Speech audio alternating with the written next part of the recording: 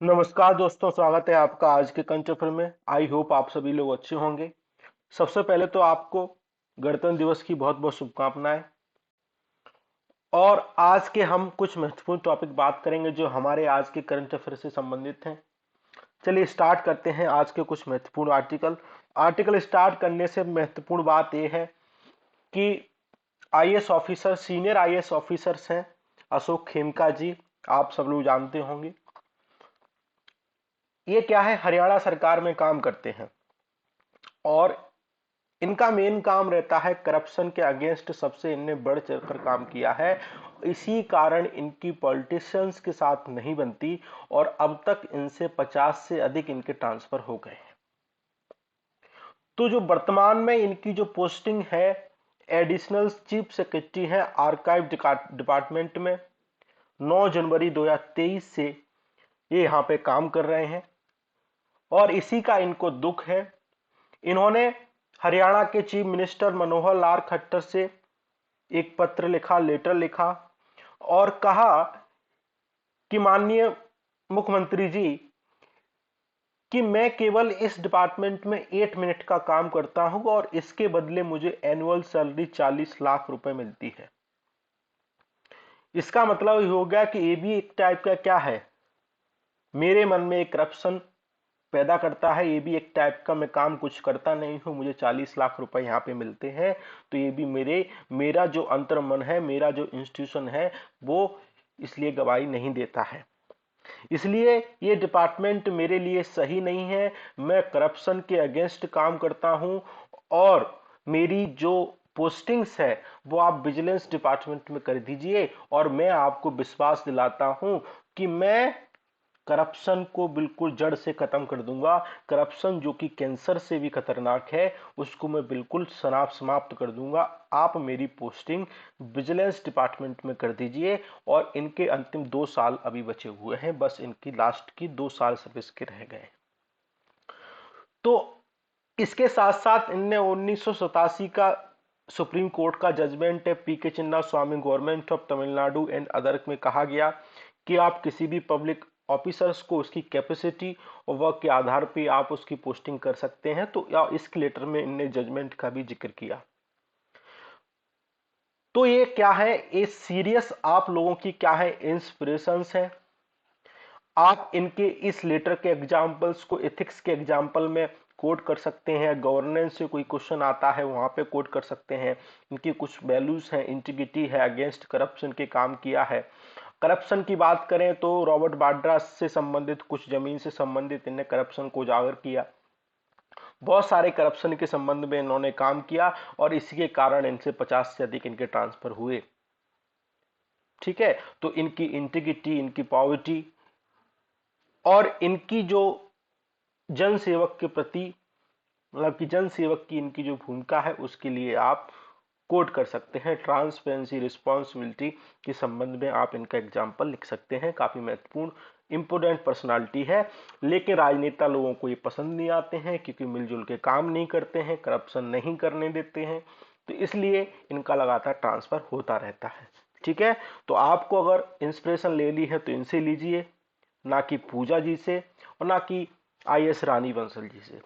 ठीक है, तो आप इनके एग्जाम्पल कोट कर सकते हैं। ठीक है, तो हमारा इस टाइप से रहेगा। आज अब हम चलते हैं आज के कुछ महत्वपूर्ण आर्टिकल। परमवीर चक्र से संबंधित है और अंडमान निकोबार के कुछ महत्वपूर्ण आर्टिकल से, अंडमान निकोबार के कुछ महत्वपूर्ण आइसलैंड से संबंधित है। तो पराक्रम दिवस पर परमवीर चक्र जो अवार्डी हैं, सबसे पहले बात करते हैं परमवीर चक्र की, फिर बात समझना। परमवीर चक्र को सबसे पहले 1947 में दिया गया। वो जिनको मिला सोमनाथ शर्मा जी थे, इनको मिला, और लास्ट जो परमवीर चक्र है 1999 में दिया गया। तो जो यहां से लेकर अब तक जितने भी परमवीर चक्र प्राप्त अवार्डी हैं, जैसे आप इस पिक्चर में देख पा रहे हैं, ये परमवीर चक्र अवार्डी हैं, मतलब कि 21 लोग हैं, 21 महापुरुष हैं, हम इनको महापुरुष कहेंगे। 3 परमवीर चक्र अवार्डी के नाम पर अंडमान निकोबार के 21 आइसलैंड इनके नाम पर किए जा रहे हैं ऑन द पराक्रम दिवस, जो कि सुभाष चंद्र बोस की स्मृति में मनाया जाता है, उनके जन्म दिवस की स्मृति में मनाया जाता है। ठीक है, ये आपको क्लियर हुआ। अब परमवीर चक्र को, ये क्या है, हाईएस्ट मिलिट्री डेकोरेशन है। इसको मिसेस सावित्री खानोलकर ने इसको डिजाइन किया, और एक किसी भी अगर पर्सन को दिया जाता है, मिलिट्री पर्सन को दिया जाता है, तो सर्वोच्च अवार्ड हमको देखने को मिलता है। ठीक है, इस बात को ध्यान रखेंगे। अब अंडमान निकोबार के 21 आइलैंड को रिनेम किया जा रहा है इन परमवीर चक्र अवार्डी के नाम पर, तो वो आपको याद नहीं रखना है, लेकिन आपको अंडमान निकोबार का मैप आपको जरूर याद रखना है। ठीक है, तो अंडमान निकोबार की मैप की बात करें तो आपको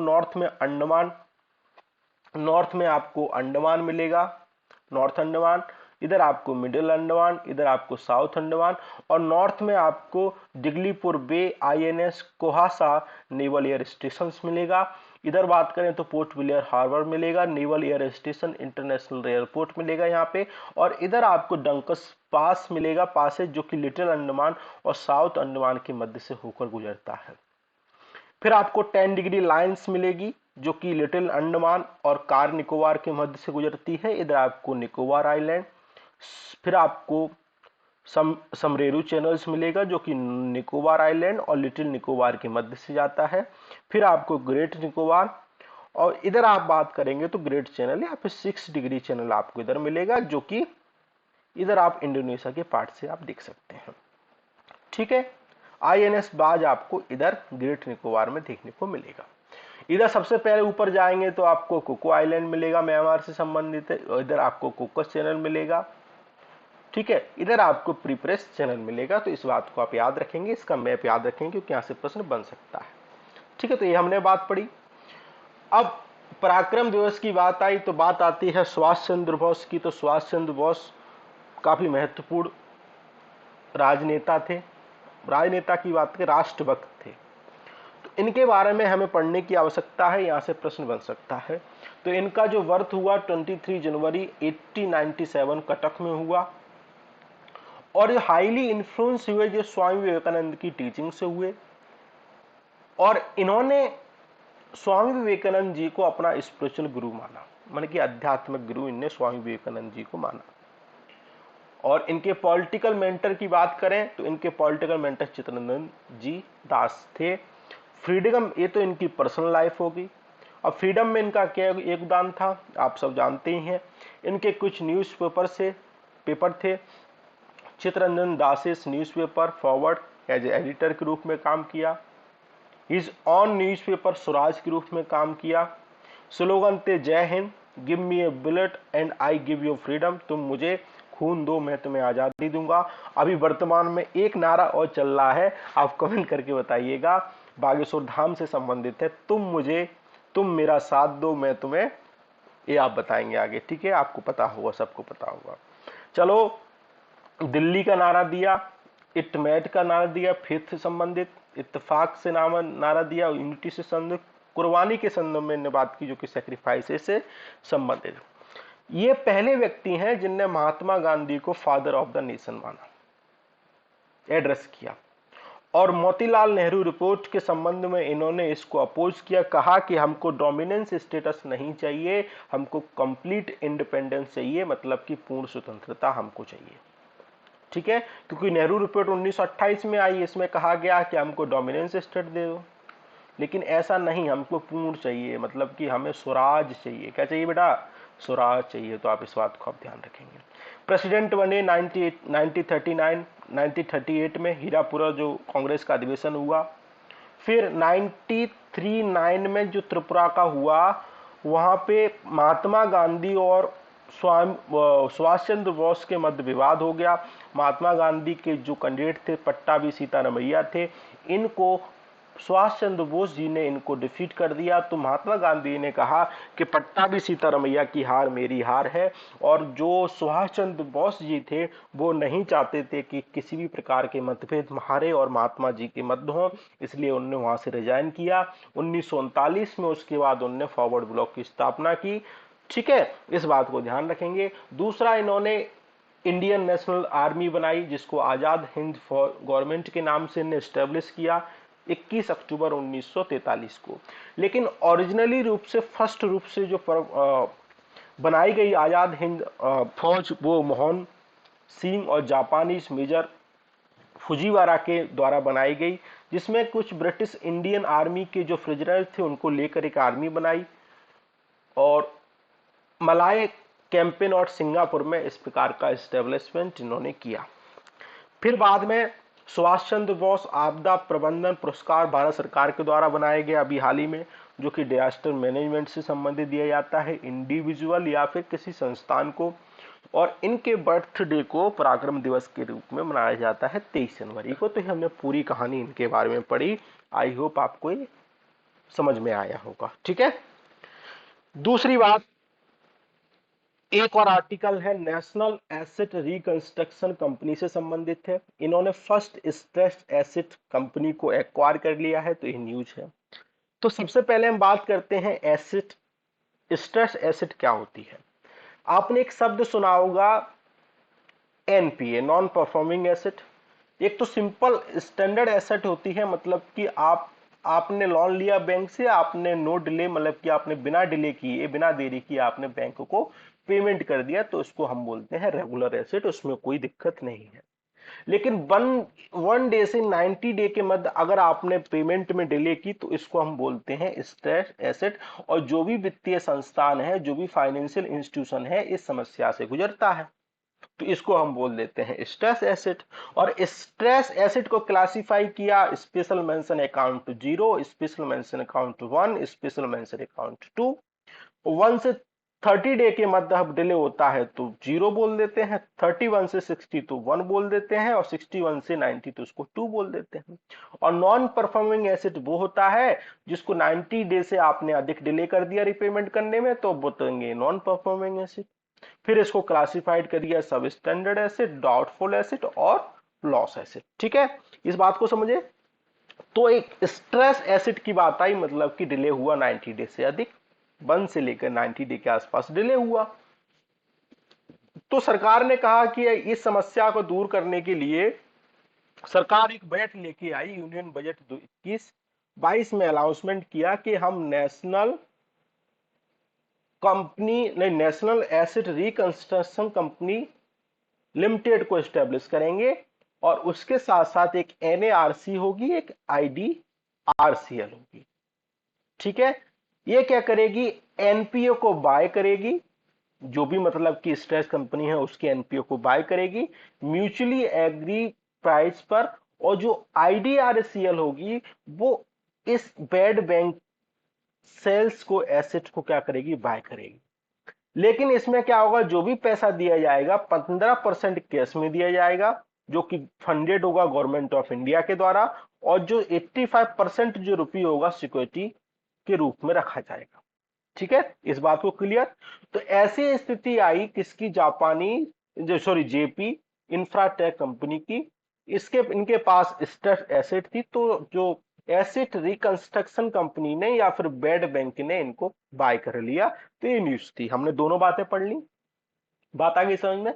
तो इससे क्या होगा कि बेड बैंक की जो बेड लोन की समस्या, एनपीए की समस्या, स्ट्रेस एसिड की समस्या क्या होगी, दूर होगी, और इससे हमारा क्या होगा, तुरंत समाधान होगा, और हमारे जो फाइनेंशियल इंस्टीट्यूशंस हैं उसमें क्या होगा, अच्छे से अच्छा उसमें ऑपरेशंस होंगे, और वो अधिक से अधिक लोगों को लोन उपलब्ध करा पाएंगे, उनकी जो बैलेंस शीट है वो इजिली सही होगी। इतनी बात क्लियर, ठीक है। तो ये सारी बातें यहाँ पे लिखी हुई हैं, ये आप पढ़ लेना, आपको अच्छे से समझ में आ जाएगा। सिग्निफिकेंस क्या होगा, वही बातें अभी हमने पढ़ी कि एनपीए का रिड्यूस होगा, कंपटीशन रिकवरीज प्रमोट होगा, कंपटीशन स्विच चैनल से हम कमी आएंगे, और एमएसए भी एनएआरसी लेवल पे भी काम कर सकते हैं, लेकिन ये उसी को एक्वायर करेंगे जिनका टोटल जो एक्सपोजर है 500 करोड़ से अधिक है। तो इस बात को आप याद रखें। बात आ गई समझ में, बिल्कुल बोलो हाँ या ना, आ गई ना, ठीक है। दूसरी बात, एक न्यूज और है emergency credit line guarantee scheme. इन्होंने क्या किया है, एमएसएमई के बिल्ड आउट किया है 14.6 लाख जो एमएससी में है उनको, जो भी उनकी मतलब की फाइनेंशियल स्थिति थी, खराब थी, उनको उस स्थिति से बाहर निकाला है। तो सबसे पहले हमको पढ़ने की आवश्यकता है emergency credit line guarantee scheme क्या है।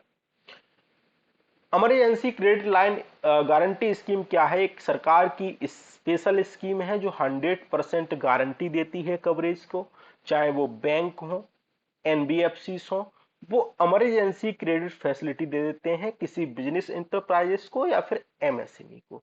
मतलब कि इमरजेंसी की स्थिति में आपके पास कोई वित्तीय स्थिति खराब है, कोविड काल में बहुत सारे एमएससी बिजनेस इंटरप्राइजेस की स्थिति खराब हो गई तो उनको इस स्कीम के तहत पैसा दिया गया। और ये वाली ये स्कीम आत्मनिर्भर भारत पैकेज के तहत लॉन्च की गई। और इसके तहत जो इमरजेंसी क्रेडिट लाइन दी जाती है, टोटल जो आउटस्टैंडिंग होता है उसका अप टू 20% तक दी जाती है। ठीक है, 100% गारंटी कवरेज रहता है मैक्सिमम 4 साल तक, इस बात को ध्यान रखेंगे। और किस डेट से? जब आपको लोन दिया गया है उस डेट से। और मोरेटोरियम जो आपका प्रिंसिपल अमाउंट रहता है उसको मोरेटोरियम में भी आपको 1 ईयर का इसमें गारंटीज कवर रहती है। National credit guarantee trustee company limited इसको मैनेज करती है, जो कि ट्रस्टी से मैनेज कंपनी आप हमको देखने को मिलेगी। तो ये हमने ये स्कीम पढ़ी। अब इन्होंने क्या किया है, जो 2.2 लाख जो करोड़ की जो राशि थी बैंकिंग इंडस्ट्री में, उसमें से एमएसएमई के पास 12% आउटस्टैंडिंग था, उनको नॉन परफॉर्मिंग एसेट जाने से बचा लिया।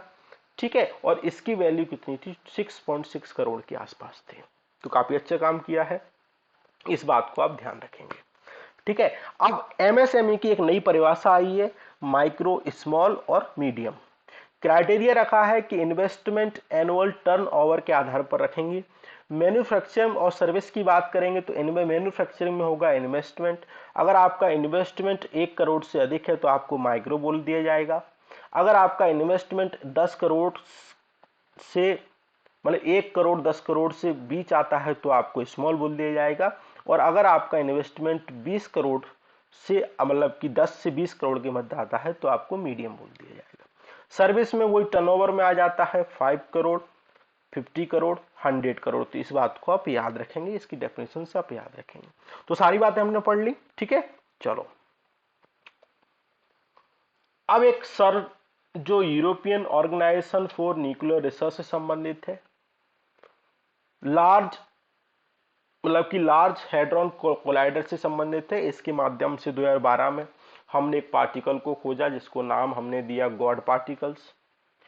हिग्स बोसन या फिर गॉड पार्टिकल नाम दिया। ये क्या फंडामेंटल फोर्स कैरिंग पार्टिकल है और ये क्या करता है, ग्रांटिंग अदर पार्टिकल मास को क्या करता है, उनको ग्रांट करता है।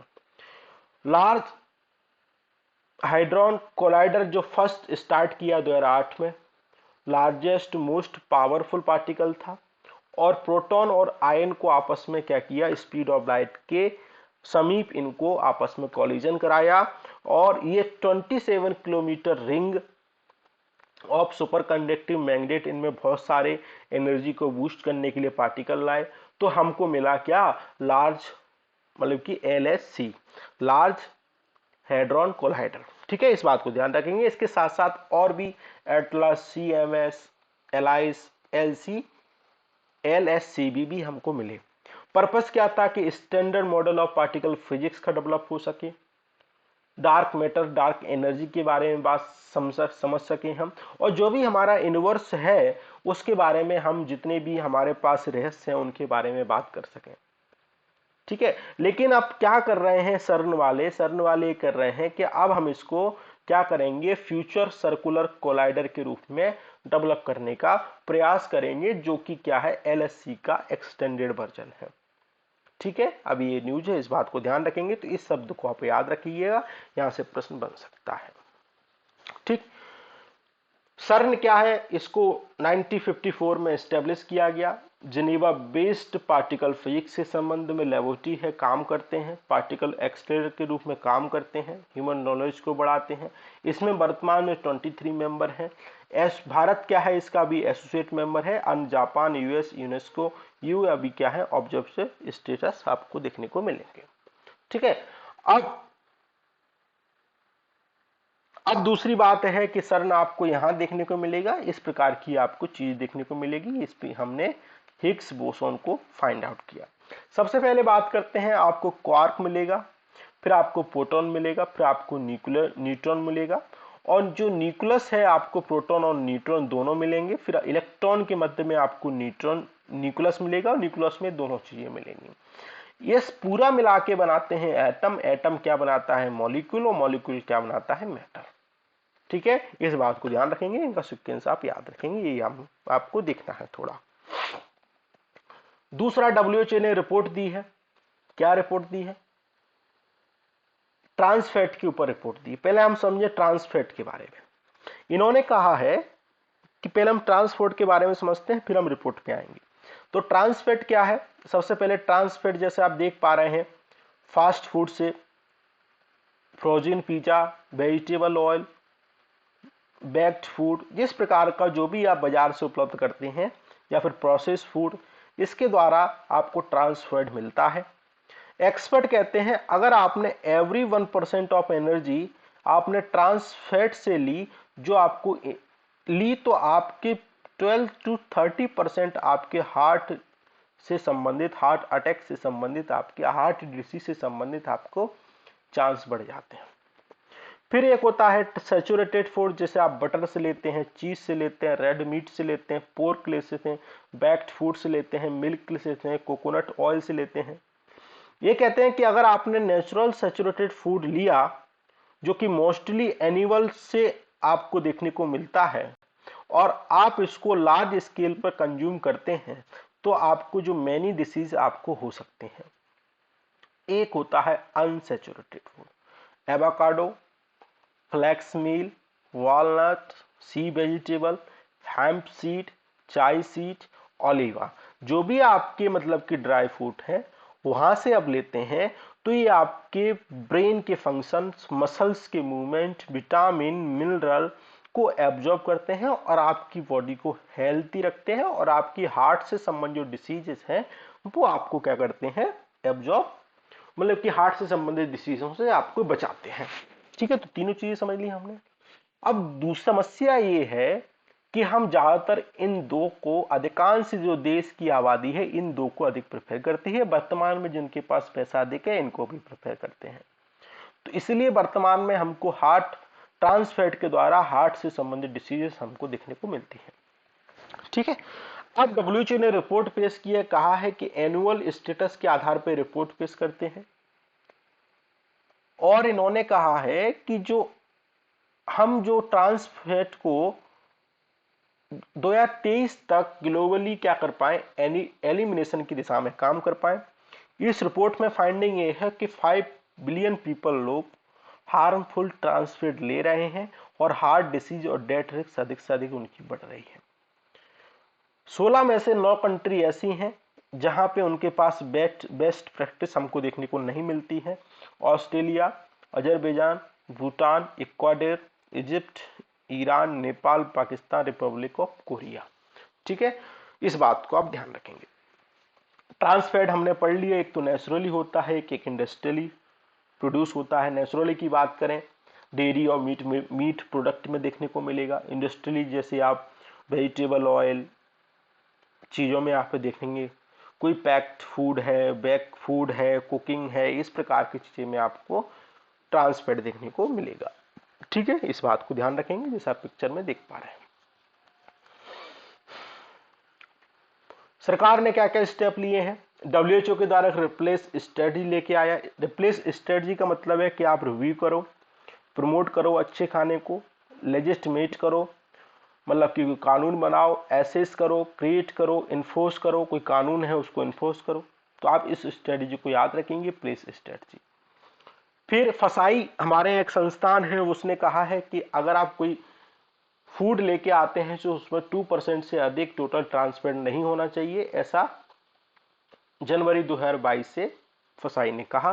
फसाई क्या है? एक स्टैट्यूटरी ऑर्गेनाइजेशन है। इसके अलावा फसाई ने कहा कि एक मैंडेटरी होगा, फूड मैन्युफैक्चरर एक डिक्लेयर करेंगे, टेबल ऑफ कंटेंट होगा कि उसमें डिक्लेयर करेंगे कि आपके फूड पैक्ड फूड है उसमें ट्रांसपेरेंट कितना है।